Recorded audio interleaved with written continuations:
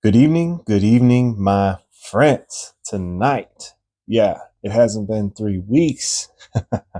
Tonight, I want to share a good word, man, and it was something that the Lord had spoken to me just the other night when I was in a prayer meeting, and it's been tough as I've shared, and I'm coming out of it, and things are looking better, and I've I've know that I've definitely learned some valuable lessons.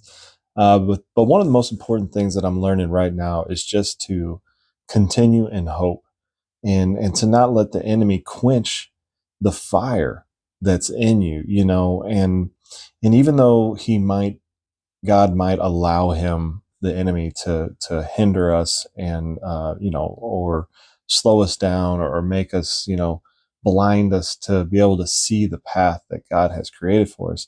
uh, it's all for a purpose, and God is allowing that, and he even, and maybe even God himself is hiding the path from us, right? Of where we get disheartened and we can't see him. We're like, where are we going? What are we doing? Why? Whatever it is that we're thinking, um, just starting to lose sight of the purpose of or the vision that God has given you. And for me, um, someone shared this word, Psalm 77:19. It says, "Your road led through the sea, your pathway through the mighty waters, a pathway no one knew was there." And and the thing that the Lord's been speaking to me about is just that, like, the way that God was leading Israel out of Egypt, like, the path was there the whole time, but it was hidden, right? And it was hidden by the water. But God knew that the path was there. He knew the path. Israel couldn't possibly see the path, but God created the path. He made it path. He made a way where there was no way. He had a path that was hidden.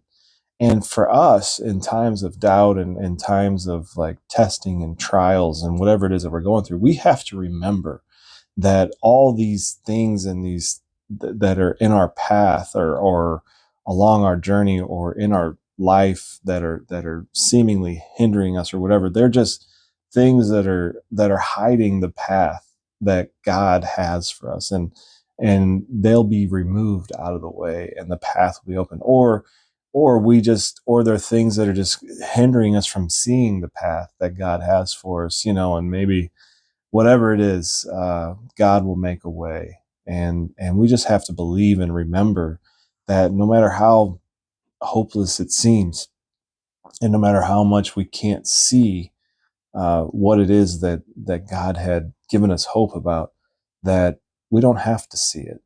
That we just have to believe what God said. Like, just like Israel had to believe that God was going to take them to the promised land, and that's where he was leading them, even though they got led to a sea, and Egypt was right behind them. God led them exactly where they were supposed to be. He knew that's where the path was that he wanted to take them on, and he revealed the path at just the right moment to give them hope and restore and restore them. So be of good courage. The path is there. It's just hidden, and you'll see it soon. Amen.